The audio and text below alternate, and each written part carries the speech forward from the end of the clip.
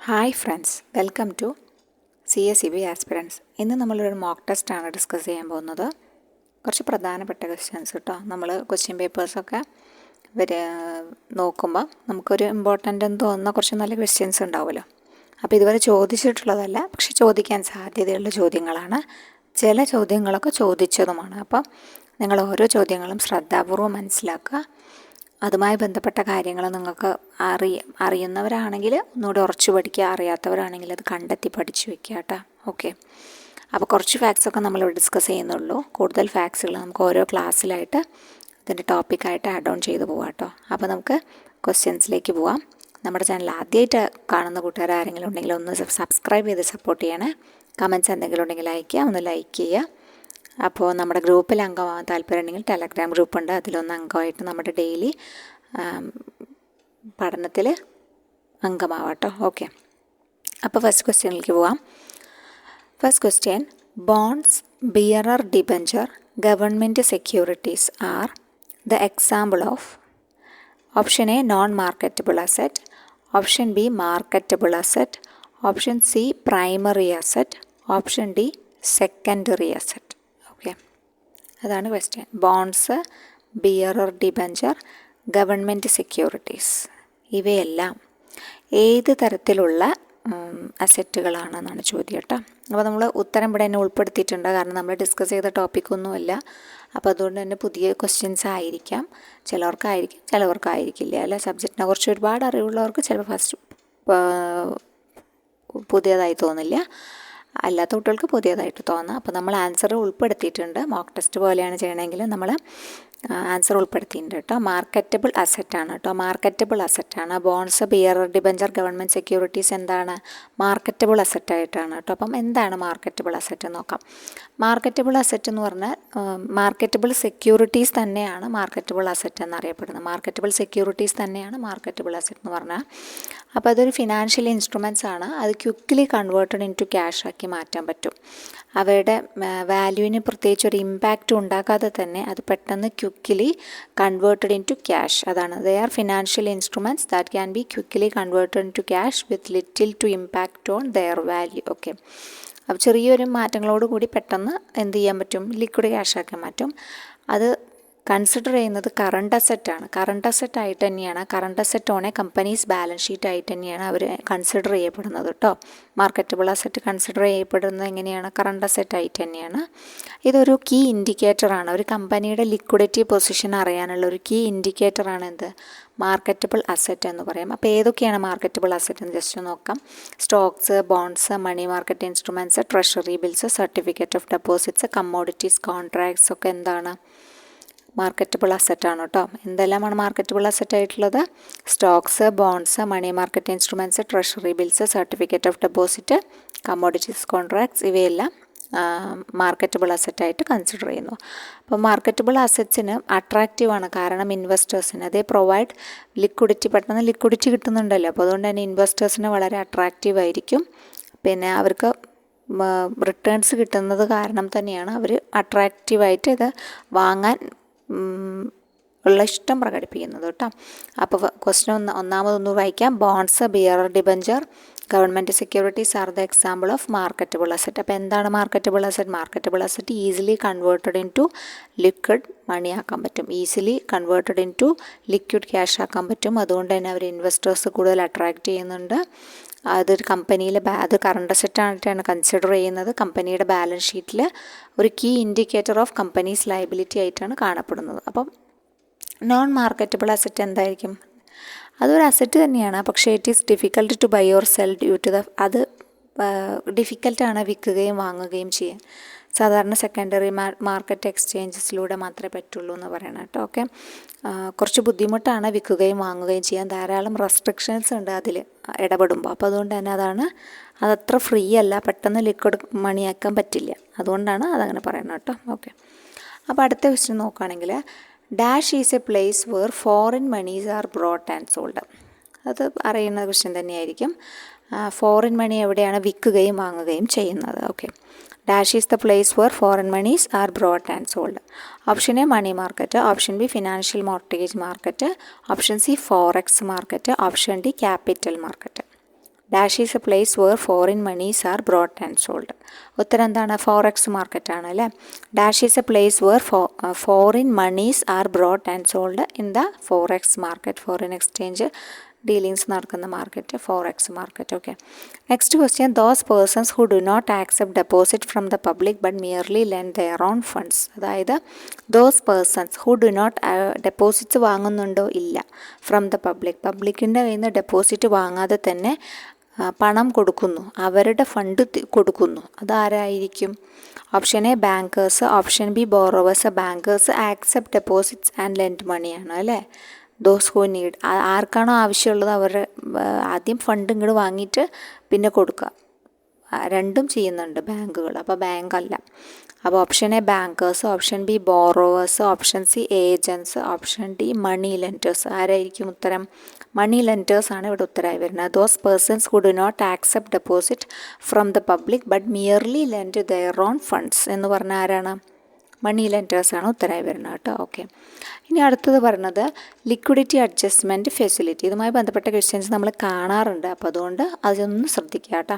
Liquidity adjustment facility was introduced by RBI during. ഏത് കാലഘട്ടത്തിലാണ് liquidity adjustment facility RBI introduce ചെയ്തതെന്നാണ്? Option A July 2000, option B June 2000, option C June 2001, option D July 2001. അപ്പോൾ ഉത്തരമായി വരുന്നത് June 2000-ലാണ്. അപ്പോൾ എന്താണ് ഈ ലിക്വിഡിറ്റി അഡ്ജസ്റ്റ്മെൻറ്റ് ഫെസിലിറ്റി എന്ന് നമുക്കൊന്ന് നോക്കിപ്പോവാം. ഇതൊരു മോണിറ്ററി പോളിസിയാണ് കേട്ടോ. RBIയുടെ ഒരു മോണിറ്ററി പോളിസി ടൂളാണ് എന്ത്? ലിക്വിഡിറ്റി അഡ്ജസ്റ്റ്മെൻറ്റ് ഫെസിലിറ്റി എന്ന് പറയുന്നത്. ലിക്വിഡിറ്റി അഡ്ജസ്റ്റ്മെൻറ്റ് എന്താണ്? ഒരു മോണിറ്ററി പോളിസിയുടെ ടൂളാണ്. ആരുടെ? RBIയുടെ. Used in India by the RBI എന്നാണ് പറയുന്നത്. അതായത് liquidity adjustment facility is a monetary policy tool used in India by the RBI through which it injects or absorbs liquidity into or from banking system. അതായത് ഒന്നുകിൽ inject ചെയ്യും അല്ലെങ്കിൽ absorb ചെയ്യും ലിക്വിഡിറ്റീന്. ഇതിന് രണ്ടിനും വേണ്ടിയിട്ടുള്ള ഒരു ടൂളാണ് എന്ത്? Liquidity adjustment facility. ആരുടെ ടൂളാണ്? RBIയുടെ ടൂളാണ് കേട്ടോ. അപ്പോൾ ഇതൊരു മോണിറ്ററി പോളിസി ടൂളാണ്. Used in India by the RBI. എന്തിനു വേണ്ടിയിട്ട്? ഒന്നുകിൽ ലിക്വിഡിറ്റി ഇൻജെക്റ്റ് ചെയ്യാൻ അല്ലെങ്കിൽ ലിക്വിഡിറ്റി അബ്സോർബ് ചെയ്യാൻ. ആ ഒരു പ്രോപ്പർ ബാലൻസ് നിലനിൽക്കാൻ വേണ്ടിയിട്ടാണ് അത് ഉപയോഗിക്കുന്നത്. ഓക്കെ. ഇത് ഇൻട്രൊഡ്യൂസ് ചെയ്യുന്നത് എന്താണ്? Narasimham committee on banking sector reforms 1998 വന്നല്ലോ. അപ്പോൾ അതിൻ്റെ ഒരു ഇമ്പാക്റ്റ് ആയിട്ടാണ് അവരാണ് റെക്കമെൻഡ് ചെയ്യുന്നത്. അപ്പോൾ അവരുടെ ഒരു ഇമ്പാക്റ്റ് ആയിട്ടാണ് ഇത് ഇൻട്രൊഡ്യൂസ് ചെയ്യപ്പെടുന്നത് കേട്ടോ. ഇതിന് പ്രധാനപ്പെട്ട രണ്ട് കമ്പോണൻ്റ് എന്ന് വെച്ച് കഴിഞ്ഞാൽ ഒന്ന് റിപ്പോ ആണ്, പിന്നെ ഒന്ന് റിവേഴ്സ് റിപ്പോ ആണ്. അപ്പോൾ എന്താണ് റിപ്പോ? റിപ്പോ എന്ന് വെച്ചാൽ ഒരു bank bank needs liquidity to meets its daily റിക്വയർമെൻറ്റ്സിന് ആവശ്യമായ ലിക്വിഡിറ്റി മീറ്റ് ചെയ്യാൻ വേണ്ടിയിട്ട് ഒരു ബാങ്ക് ബോറോ ഫ്രം RBI. അവർ കടം വാങ്ങിക്കുകയാണ് RBIയുടെ കയ്യിൽ നിന്ന്. അതാണ് റിപ്പോ എന്ന് പറഞ്ഞാൽ. അപ്പോൾ the rate at which the banks borrow funds is called repo rate അല്ലേ. ബാങ്കിന് പെട്ടെന്ന് ആവശ്യം വരികയാണ് കാശിന്. ബാങ്കിന് കാശിന് ആവശ്യം വരുമ്പോൾ ബാങ്ക് ആരോടെ കടം ചോദിക്കുന്നത്? RBIയോട് ചോദിക്കുന്നു. അപ്പോൾ അതാണ് റിപ്പോ എന്ന് പറയുന്നത് കേട്ടോ. അപ്പോൾ റിവേഴ്സ് റിപ്പോ എന്താണ്? ഇതിൻ്റെ ഉൾട്ടാ. കാരണം ബാങ്കിന് ഇഷ്ടം പോലെ ഫണ്ട് ഉണ്ട്. അപ്പോൾ മാർക്കറ്റിൽ ഫണ്ട് കൂടിയാൽ ഭയങ്കര പ്രശ്നങ്ങളും ഒക്കെ ഉണ്ടാവും. അപ്പോൾ അതുകൊണ്ട് തന്നെ ഫണ്ട് കൂടാതിരിക്കാൻ വേണ്ടിയിട്ട് അവർക്ക് ഇൻട്രസ്റ്റ് കിട്ടും ചെയ്യും, ഫണ്ട് പെട്ടെന്നൊന്ന് മാറിത്തരും വേണം. അപ്പോൾ അതിന് വേണ്ടിയിട്ട് ബാങ്കിനെ സമീപിക്കുന്നു, റിസർവ് ബാങ്കിനെ സമീപിക്കുന്നു. റിസർവ് ബാങ്ക് അവരുടെ കയ്യിലുള്ള എക്സസ് ഫണ്ട് അതായത് ലിക്വിഡിറ്റി മെയിൻറ്റെയിൻ ചെയ്യാൻ വേണ്ടിയിട്ട് എക്സസ് ഫണ്ട് വലിക്കുന്നുണ്ട് കേട്ടോ. അപ്പോൾ അതാണ് റിവേഴ്സ് റിപ്പോ എന്ന് പറയുന്നത്. അപ്പോൾ ഈ രണ്ടിനെയും, അതായത് liquidity adjustment facility is used to aid banks in resolving. എന്തിനു വേണ്ടിയിട്ട്? ഷോർട്ട് ടേം ക്യാഷ് ഷോർട്ടേജസ് വരുമ്പോൾ എടുക്കാനും ഇനി കൂടുതലാവുമ്പോൾ അത് ഒന്ന് മാനേജ് ചെയ്യാനും വേണ്ടിയിട്ട് ഉള്ള ഒരു ടൂളാണ് എന്ത്? Liquidity adjustment facility. അപ്പോൾ അത് നമ്മൾ പറഞ്ഞുവല്ലോ നരസിംഹം കമ്മിറ്റി വഴിയാണ് വന്നതെന്ന്. അപ്പോൾ ഇത് ശരിക്കും തുടങ്ങുന്നത് ജൂൺ 2000 തൊട്ടിട്ടാണ് തുടങ്ങുന്നത് കേട്ടോ. Liquidity adjustment facility RBI declare ചെയ്ത് നല്ലപോലെ ഇൻട്രൊഡ്യൂസ് ചെയ്യുന്ന വർഷമാണ് June 2000. Okay, June 2000 liquidity adjustment facility was introduced by the RBI during June 2000. അപ്പോൾ റിവേഴ്സ് റിപ്പോയും റിപ്പോ റേറ്റും മനസ്സിലായെന്ന് വിചാരിക്കുന്നു. ലിക്വിഡിറ്റി അഡ്ജസ്റ്റ്മെൻറ്റ് ഫെസിലിറ്റി എന്താണെന്ന് മനസ്സിലായിട്ടുണ്ടാവുമെന്ന് വിചാരിക്കുന്നു. ഓക്കെ, ഇനി നെക്സ്റ്റ് ക്വസ്റ്റ്യൻ പറയുന്നത് banking regulation act was passed in എന്നാണ്? 1939 ആണോ, 1949 ആണോ, 59 ആണോ, 35 ആണോ? അത് എളുപ്പമുള്ളതാണ്, എല്ലാം കിട്ടിയിട്ടുണ്ടാവും. 49 ആണ് അല്ലേ, 1949 ആണ്. Banking regulation act was passed in 1949 ആണ് കേട്ടോ. ഇനി അടുത്തത് പറയുന്നത് dash is an amount borrowed or lent on demand for very short period. Okay, വളരെ കുറഞ്ഞ കാലാവധിക്ക് വേണ്ടിയിട്ട് അല്ലെങ്കിൽ കുറച്ച് സമയത്തിന് വേണ്ടിയിട്ട് ബോറോ ചെയ്യുന്ന എമൗണ്ടിനെ എന്താണ് പറയുന്നത്? സിമ്പിൾ. കോൾ മണിയാണോ, നോട്ടീസ് മണിയാണോ, ബോത്ത് എ ആൻഡ് ബി ആണോ, നൺ ഓഫ് ദീസ് ആണോ എന്നാണ് ഓപ്ഷൻസ് പറഞ്ഞിരിക്കുന്നത്. അപ്പോൾ ഇവിടെ ഉത്തരമായിട്ട് കൺസിഡർ ചെയ്യുന്നത് സി ആണ്, ബോത്ത് എ ആൻഡ് ബി, എയും ബിയും ഉൾപ്പെടും എന്നാണ് പറയുന്നത്. അപ്പം കോൾ മണി എന്ന് വെച്ചാൽ എന്താണ്? കോൾ മണി എന്ന് വെച്ച് കഴിഞ്ഞാൽ ഒരു ഓവർനൈറ്റ് ഫെസിലിറ്റിക്ക് വേണ്ടിയിട്ട് എടുക്കുന്നതാണ് ബോറോവേഴ്സ്. ഒരു ഓവർനൈറ്റ് ഫെസിലിറ്റിക്ക് വേണ്ടിയിട്ട് എടുക്കുന്നതാണ് എന്ത്? കോൾ മണി എന്ന് പറഞ്ഞാൽ ഫോർ ജസ്റ്റ് 1 ഡേ അല്ലേ, അല്ലെങ്കിൽ ഓവർനൈറ്റ്. പക്ഷേ നോട്ടീസ് മണി അങ്ങനെയല്ല, 2 മുതൽ 14 ദിവസം വരെയാണ് നോട്ടീസ് പീരീഡ് മണിയുടെ കാലാവധി. അപ്പോൾ നോട്ടീസ് മണിയുടെ കാലാവധി എങ്ങനെയാണ്? 2 മുതൽ 14 ദിവസം വരെ. ഓക്കെ, ഇനി 14 ദിവസം കൂടുമ്പോഴോ അതിനെ നമ്മൾ ടേം മണി എന്നാണ് പറയുക കേട്ടോ. എക്സീഡിങ് 14 ദിവസം കടന്നിട്ടുള്ള ഇതിനെ എന്ത് പറയും? ടേം മണി എന്നാണ് പറയുക കേട്ടോ. ഓക്കെ, അപ്പോൾ dash is an amount borrowed or lent on demand for A very short period. രണ്ടും ഉണ്ട് അല്ലേ, കോൾ മണിയുണ്ട്, നോട്ടീസ് മണിയുണ്ട്. കോൾ മണി ആണെങ്കിൽ ഓവർനൈറ്റ് ഫെസിലിറ്റിയാണ്, ഫോർ 1 ഡേ എന്നാണ് പറയുക. നോട്ടീസ് മണി ആണെങ്കിൽ 2 മുതൽ 14 ദിവസം വരെ എന്ന് പറയും. ഇനി 14 ദിവസം എക്സീഡ് ചെയ്തിട്ടുള്ള സംഭവങ്ങളാണെങ്കിൽ അതിനെ പറയുന്നത് ടേം മണി എന്നാണ് കേട്ടോ. ഓക്കെ, അപ്പോൾ ഈ പോയിൻ്റൊക്കെ ജസ്റ്റ് കിട്ടിയിട്ടുണ്ടാവുമെന്ന് വിചാരിക്കുന്നു. നമുക്ക് അടുത്ത ക്വസ്റ്റ്യനിലേക്ക് പോകാം. സെബി ആക്ട് എനാക്ട് ചെയ്തത് എന്നാണ്? സെബി ആക്ട് ആണ് കേട്ടോ, സെബി നിലവിൽ വന്നതല്ല പറഞ്ഞത്, സെബി ആക്ട് ആണ് കേട്ടോ. അപ്പോൾ സെബി നിലവിൽ വന്നത് എന്നാണ്? സെബി എന്നാണ് നിലവിൽ വന്നത്? 12 ഏപ്രിൽ 1988 കേട്ടോ. ഏപ്രിൽ 12 1988 സെബി നിലവിൽ വരുന്നത്. അപ്പോൾ അതിനൊരു സ്റ്റാറ്റ്യൂട്ടറി പവർ കിട്ടുന്നത് 1992 അതായത് ആക്ട് ഇല്ല, ആക്ടിന് ശേഷമാണല്ലോ സ്റ്റാറ്റ്യൂട്ടറി പവേഴ്സ് കിട്ടുന്നത്. അപ്പോൾ ആക്ട് വന്നതിന് ശേഷമാണ് ഒരു സ്റ്റാറ്റ്യൂട്ടറി പവർ കിട്ടിയത് എന്ന് പറയാം. Okay, enacted by the parliament of India. Enact ചെയ്ത ഡേറ്റ് ആണ് 4 ഏപ്രിൽ 1992 കേട്ടോ. പിന്നെ അത് ശരിക്കും വർക്കിംഗ് തുടങ്ങിയത് ജനുവരി 30, 1992 തുടങ്ങിയിരുന്നു കേട്ടോ. ഓക്കെ, പാർലമെൻറ്റിലൊക്കെ അവതരിപ്പിച്ച് വന്ന് എനാക്ട് ചെയ്തതാണ് 4 ഏപ്രിൽ 1992. ഓക്കെ, അപ്പോൾ അത് ഓർത്തിരിക്കുക. 4 ഏപ്രിൽ 1992 ആക്ട് എനാക്ട് ചെയ്ത വർഷമാണ് കേട്ടോ. സെബിയുടെ ആക്ട് എനാക്ട് ചെയ്ത വർഷമാണ് 4 ഏപ്രിൽ 1992 എന്ന് പ്രത്യേകം ഓർത്തിരിക്കുക. എവിടെയാണ് ആസ്ഥാനമായിട്ട് വരുന്നത്? മുംബൈയാണ് ആസ്ഥാനമായിട്ട് വരുന്നത് എന്നും ഓർത്തിരിക്കുക. ഓക്കെ, മുംബൈയാണ് ആസ്ഥാനമായിട്ട് വരുന്നത്. പിന്നെ ഗവൺമെൻറ് സെക്യൂരിറ്റീസ് മാർക്കറ്റിനെ വേറെ എന്ത് പേരിലാണ് അറിയപ്പെടുക? ഓൾസോ കോൾഡസ് ഇൻഡസ്ട്രിയൽ സെക്യൂരിറ്റീസ് ആണോ, ഗിൽട്ട് എഡ്ജ്ഡ് സെക്യൂരിറ്റീസ് ആണോ, സെക്യൂരിറ്റീസ് ആണോ, ക്യാപിറ്റൽ സെക്യൂരിറ്റീസ് ആണോ? ഗിൽട്ട് എഡ്ജ്ഡ് സെക്യൂരിറ്റീസ് എന്നാണ് കേട്ടോ ഗവൺമെൻറ് സെക്യൂരിറ്റീസിനെ പറയുക. എന്താ പറയുക? ഗിൽട്ട് എഡ്ജ്ഡ് സെക്യൂരിറ്റീസ് എന്നാണ് പറയുക കേട്ടോ. ഇനി next question, FDA stands for. എന്താണ് FDA full form? Foreign development institution. Option B foreign direct investment. Option C financial direct investment. Option D foreign development investment. അപ്പോൾ ഫോറിൻ ഡയറക്റ്റ് ഇൻവെസ്റ്റ്മെൻ്റ് ആണ് FDA എന്ന് പറഞ്ഞു കഴിഞ്ഞാൽ കേട്ടോ. ആൻസർ അവിടെ കൊടുത്തിട്ടുണ്ട്.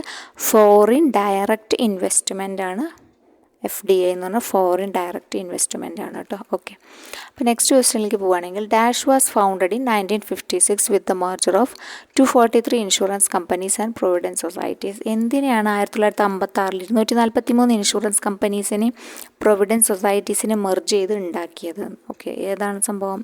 LIC ആണ് അല്ലേ. LIC ആണ് 1956 243 ഇൻഷുറൻസ് കമ്പനീസും പ്രൊവിഡൻറ്റ് സൊസൈറ്റീസും ഒക്കെ വന്ന് ഒന്നായത് കേട്ടോ. ഏതാണ്? LIC കേട്ടോ, ലൈഫ് ഇൻഷുറൻസ് കോർപ്പറേഷൻ. അപ്പോൾ അതിൻ്റെ ഹെഡ് ക്വാർട്ടേഴ്സ് പറയുകയാണെങ്കിൽ മുംബൈയിലാണ്.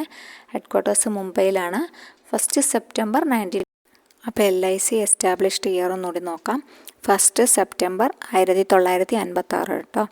1 സെപ്റ്റംബർ 1956 നമ്മുടെ LIC ഫോം ചെയ്തത്. അങ്ങനെ 1956 243 ഇൻഷുറൻസ് കമ്പനീസിനെയും പ്രൊവിഡൻറ്റ് സൊസൈറ്റീസിനെയും ഒക്കെ മെർജ് ചെയ്തിട്ടാണ് ആരുണ്ടാക്കിയത്? LIC ഉണ്ടാക്കിയത് കേട്ടോ. അപ്പോൾ അടുത്ത ക്വസ്റ്റ്യനിലേക്ക് പോവാം. Dash is the form of protection against possible risk.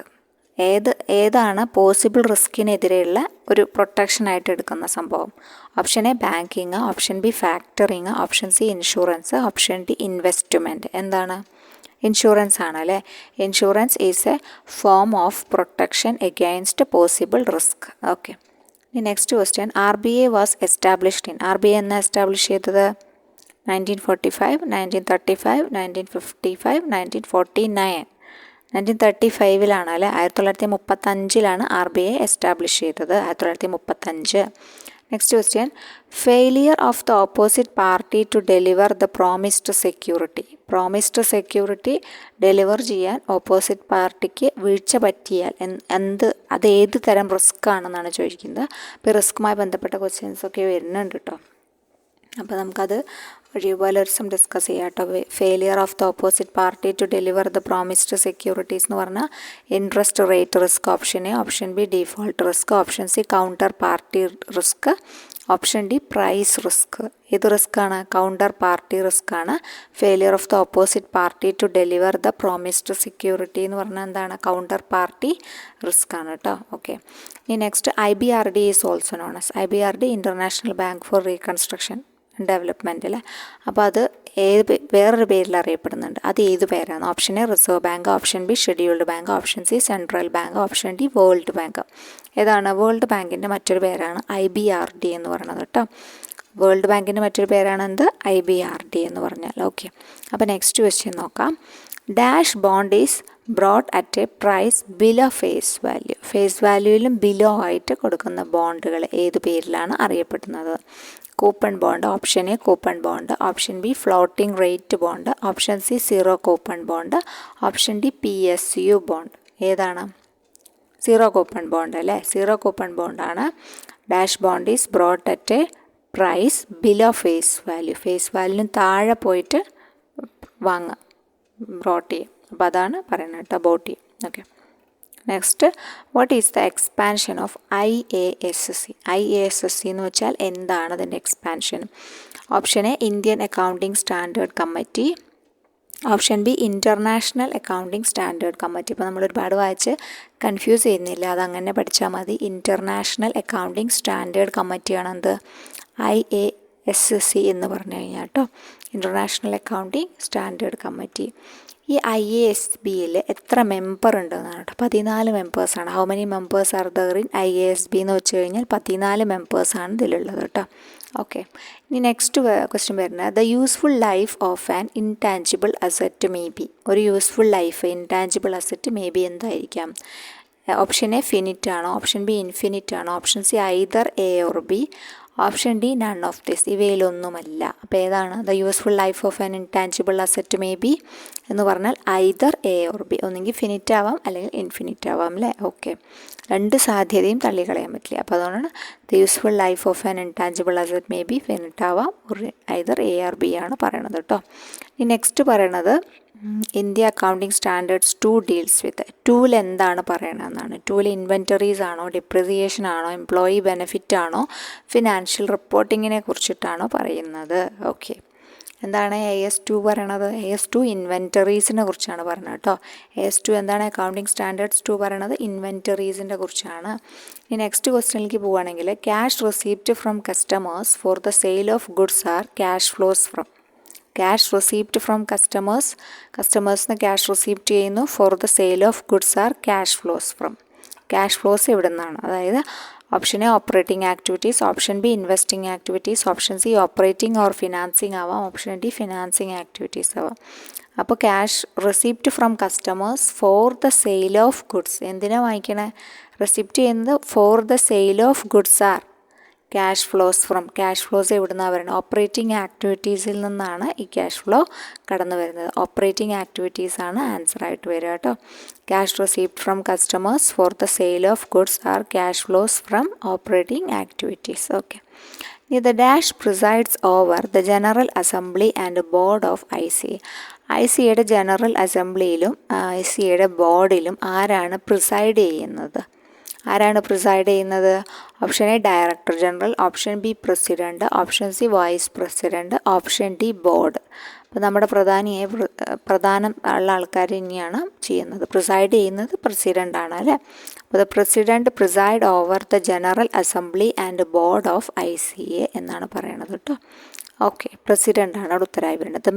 അടുത്ത question, the main office of regional office for Asia and Pacific of ICA is at. അവരുടെ എവിടെയാണ് ആസ്ഥാനം വരുന്നത്? Regional office for Asia and Pacific ICAയുടെ ആസ്ഥാനം വരുന്നത് ന്യൂഡൽഹിയിലാണ്. അതിന് മുമ്പത്തെ ആ ഭാഗവുമായി ബന്ധപ്പെട്ട ക്ലാസ്സിൽ നമ്മൾ ഡിസ്കസ് ചെയ്തതാണ് അല്ലേ? ഓക്കെ, ന്യൂഡൽഹിയാണ് ആസ്ഥാനമായിട്ട് വരുന്നത്. ഇനി എക്സ്പാൻഡ് CCW. എന്താണ് CCW? Consumer cooperative world wide ആണ് കേട്ടോ. കൺസ്യൂമർ കോപ്പറേറ്റീവ് വേൾഡ് വൈഡ് ആണ് എന്ത് CCW എന്ന പേരിൽ അറിയപ്പെടുന്നത്. Okay, consumer cooperative world wide. ഇനി നെക്സ്റ്റ് ക്വസ്റ്റ്യൻ വരുന്നത്, in the dash 5-year plan the central committee for cooperative training was established. Cooperative training CCT എന്ന് പറയുമല്ലോ. Central committee for cooperative training ആരംഭിച്ചത് ഏത് 5-year പ്ലാനിലാണെന്ന്? Option A first, option B second, option C third, option D fourth കേട്ടോ. അപ്പോൾ സെക്കൻഡിലാണ് എന്ത് ചെയ്യുന്നത്? സെക്കൻഡ് 5-year പ്ലാൻ, പഞ്ചവത്സര പദ്ധതിയിലാണ് സെൻട്രൽ കമ്മിറ്റി ഫോർ കോപ്പറേറ്റീവ് ട്രെയിനിങ്ങിന് വേണ്ടിയിട്ടുള്ള ഒരു സെൻട്രൽ കമ്മിറ്റീനെ വെക്കുന്നത് കേട്ടോ. ഓക്കെ, അത് രണ്ടാം പഞ്ചവത്സര പദ്ധതിയുടെ കാലത്താണെന്ന് ഓർത്തു വയ്ക്കാം. നെക്സ്റ്റ് വരുന്നത്, the dash committee was appointed by the planning commission of India to prepare a model cooperative bill. ഒരു മോഡൽ കോപ്പറേറ്റീവ് ബിൽ ഉണ്ടാക്കുക എന്ന ലക്ഷ്യത്തോടു കൂടി പ്ലാനിംഗ് കമ്മീഷൻ അപ്പോയിൻറ്റ് ചെയ്ത ഒരു കമ്മിറ്റിയുടെ പേര് എന്താണ്? ശിവരാമനാണോ, സർ മെക്ലഗനാണോ, ഖുസ്രു കമ്മിറ്റിയാണോ, ബ്രഹ്മപ്രകാശ് കമ്മിറ്റിയാണോ? അപ്പോൾ മോഡൽ കോപ്പറേറ്റീവ് ബിൽ എന്ന് പറഞ്ഞാൽ തന്നെ അത് ബ്രഹ്മപ്രകാശുമായി ബന്ധപ്പെട്ടതാണ് കേട്ടോ. അപ്പോൾ മോഡൽ കോപ്പറേറ്റീവ് ബിൽ എന്ന് വെച്ചാൽ ബ്രഹ്മപ്രകാശുമായി ബന്ധപ്പെട്ടതാണെന്ന് ഓർത്തിരിക്കുക. ഓക്കെ, അപ്പോൾ the Brahm Prakash committee was appointed by the planning commission of India to prepare a model cooperative bill. Okay, model cooperative bill ഓർത്തിരിക്കുക. അപ്പോൾ ബ്രഹ്മപ്രകാശിനി മോഡൽ ബ്രഹ്മ, അങ്ങനെയെങ്കിലും ഓർത്തിരിക്കുക. Model Brahm Prakash, model cooperative bill കഴിഞ്ഞാൽ പിന്നെ നേരെ ബ്രഹ്മപ്രകാശ് എന്ന് എഴുതിയിടുക. ഓക്കെ, ഇനി നെക്സ്റ്റ് ലാംസ് എന്താണ്? ലാംസിൻ്റെ ഫുൾ ഫോമാണ് large sized Adivasi multipurpose cooperative societies ആണ് ലാംസ് കേട്ടോ. ലാംസ് എന്താണ്? Large sized Adivasi multipurpose cooperative societies എന്നാണ് ഫുൾ നെയിമായിട്ട് വരുന്നത്. Okay, next question, 2 or more single purpose societies working closely together without losing their identity is called. അതായത് അവരുടെ വ്യക്തിത്വം ഒന്നും പോവാതെ തന്നെ ഒന്നിലേറെ സംഘങ്ങൾ, രണ്ടോ അതിൽ കൂടുതലോ സിംഗിൾ പർപ്പസ് സൊസൈറ്റീസ് ഉള്ളത് വർക്കിംഗ് ക്ലോസ്ലി ടുഗദർ. അതിന് എന്താണ്? ഹൊറിസോണ്ടൽ ഇൻ്റഗ്രേഷൻ ആണോ, ലിങ്കപ്പ് സിസ്റ്റം ആണോ, വെർട്ടിക്കൽ ഇൻ്റഗ്രേഷൻ ആണോ, ഓൾ ഓഫ് ദി എബവ് ആണ്? അപ്പോൾ അത് പറയുന്നത് ഓപ്ഷൻ ബി ലിങ്കപ്പ് സിസ്റ്റം എന്നാണ് പറയുന്നത് കേട്ടോ. 2 or more single purpose societies working closely together without losing their identity is called എന്താണ്? ലിങ്കപ്പ് സിസ്റ്റമാണ്. ഓക്കെ, ഈ നെക്സ്റ്റ് ക്വസ്റ്റ്യൻ എന്താ വെച്ചാൽ, Cocofort, Coco plus, Coco geo fabric, dust ഔട്ടൊക്കെ, ഡീപ്പ് സ്ലീപ്പിയറൊക്കെ ആരുടെ ബ്രാൻഡുകളാണെന്നാണ് ചോദിക്കുന്നത് കേട്ടോ. അപ്പോൾ കയർഫെഡിൻ്റെയാണ്. Option A Milma, option B Coirfed, option C urban cooperative bank, option D KSCHF. അപ്പോൾ ആരുടെയാണ്? കയർഫെഡിൻ്റെയാണ് അല്ലേ. ഈ പ്രോഡക്റ്റ്സ് ഒക്കെ ആരുടെയാണ്? കയർഫെഡിൻ്റെയാണ്. ഓക്കെ, അപ്പോൾ കയർഫെഡൊക്കെ നമ്മൾ വിശദമായിട്ട് പഠിക്കണം. പിന്നെ the cooperator is a dash journal published by NCO. ഏതാണ്? NCOI ഇറക്കുന്ന ദ കോപ്പറേറ്റർ എന്ന് പറഞ്ഞത് മന്ത്ലി ആണോ, ക്വാർട്ടർലി ആണോ, ആനുവലി ആണോ, ഹാഫ് ഇയർലി ആണോ? ശരിക്കും മന്ത്ലി ആണ് കേട്ടോ. മന്ത്ലി ജേണലാണ് എന്ത്? NCOI പബ്ലിഷ് ചെയ്യുന്ന മന്ത്ലി ജേണലാണ് ദ കോപ്പറേറ്റർ എന്ന് പറയുന്നത്. ഓക്കെ, ഇനി നെക്സ്റ്റ് ക്വസ്റ്റ്യൻ വരുന്നത്, in India cooperative week will be celebrated in the month of. Celebrate ചെയ്യുന്നത് ഏത് മന്തിലാണെന്നാണ് ചോദിച്ചിരിക്കുന്നത്. നവംബർ മാസത്തിലാണ് അല്ലേ. ഓക്കെ, നവംബർ മാസത്തിലാണ് എന്ത് സെലിബ്രേറ്റ് ചെയ്യുന്നത്? കോപ്പറേറ്റീവ് വീക്ക് ഇന്ത്യയിൽ സെലിബ്രേറ്റ് ചെയ്യുന്നത് കേട്ടോ. ഓക്കെ, അപ്പോൾ ഏകദേശം 30 ക്വസ്റ്റ്യൻസാണ് നമ്മൾ ഇവിടെ ഡിസ്കസ് ചെയ്തത്. ഒരുവിധം മനസ്സിലായി എന്ന് വിചാരിക്കുന്നു. അപ്പോൾ ആരെങ്കിലും നമ്മുടെ ചാനൽ കാണുന്നവരുണ്ടെങ്കിൽ ഒന്ന് സബ്സ്ക്രൈബ് ചെയ്ത് സപ്പോർട്ട് ചെയ്യുക കേട്ടോ. ഓക്കെ, നമ്മുടെ മുൻപത്തെ വീഡിയോസ് എന്തെങ്കിലും നിങ്ങൾക്ക് കാണാനുള്ള കണ്ടൻറ്റ് കണ്ടു വരിക. അപ്പോൾ അതിനനുസരിച്ച് നിങ്ങൾ നോട്ട്സൊക്കെ പ്രിപ്പയർ ചെയ്ത് വയ്ക്കുക. പിന്നെ അതിനുശേഷം നന്നായിട്ട് റിവൈസ് ചെയ്യുക. എപ്പോഴും റിവിഷൻ അടിക്കണം. അപ്പോൾ മാത്രമേ നമുക്ക് കുറേ കാര്യങ്ങൾ എഴുതി വെച്ചിട്ട് കാര്യമില്ല, നമ്മൾ എപ്പോഴും കണ്ടുകൊണ്ടിരിക്കണം. അല്ലെങ്കിൽ നമ്മുടെ മനസ്സിൽ നിന്ന് അതൊക്കെ പതുക്കെ പോകില്ലേ. അപ്പോൾ ഓക്കെ, അപ്പോൾ നെക്സ്റ്റ് ക്ലാസ്സിൽ കാണാം. ഇതൊരു ചെറിയ മോക്ക് ടെസ്റ്റാണ്. ക്വസ്റ്റ്യൻസൊക്കെ നല്ല വെടുപ്പിൽ വൃത്തിയായിട്ട് എഴുതിയെടുക്കുക അല്ലെങ്കിൽ പഠിക്കുക എന്ത് വേണമെങ്കിലും ചെയ്യാം കേട്ടോ. അപ്പോൾ അടുത്തൊരു മോക്ക് ടെസ്റ്റും അല്ലെങ്കിൽ ഒരു ടോപ്പിക്കോ ആയിട്ട് നമുക്ക് വീണ്ടും കാണാം. അപ്പോൾ ഇടയ്ക്കിടയ്ക്ക് മോക്ക് ടെസ്റ്റ് കാണുമ്പോഴൊക്കെ ചെയ്ത് നോക്കുക. മോക്ക് ടെസ്റ്റുകൾ വളരെ നല്ലതാണ്. നമുക്ക് പഠിച്ച കാര്യങ്ങൾ അറിയാനും കുറച്ചും കൂടിയൊക്കെ ഒന്ന് ഉഷാറായിട്ട് പഠിക്കാനും ഒക്കെ നമ്മളെ സഹായിക്കും കേട്ടോ. ഓക്കെ, അപ്പോൾ നമുക്ക് അടുത്ത ക്ലാസ്സിൽ കാണാം. താങ്ക്